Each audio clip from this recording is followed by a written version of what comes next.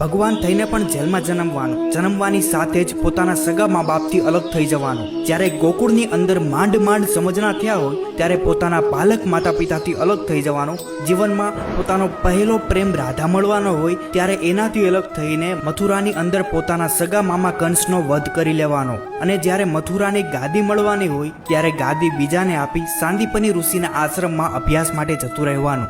એ અભ્યાસ પૂર્ણ કરીને જ્યારે સોનાની નગરી દ્વારકા વસાવી અને શાસન કરવાનો સમય આવે ત્યારે એ જ દ્વારિકા બલરામને આપી હસ્તિનાપુરની અંદર જે મહાભારતની શરૂઆત થઈ રહી છે ત્યારે કુરુક્ષેત્રમાં પહોંચી જવાનું. કુરુક્ષેત્રની અંદર પોતાના જ બનાવેલા માનવીઓને એકબીજાનો સંહાર કરતા જોઈને ધર્મની સ્થાપના કરવાની. અને ધર્મની સ્થાપના કર્યા પછી પણ હસતા મોટે ગાંધારીનો શ્રાપ લેવાનો.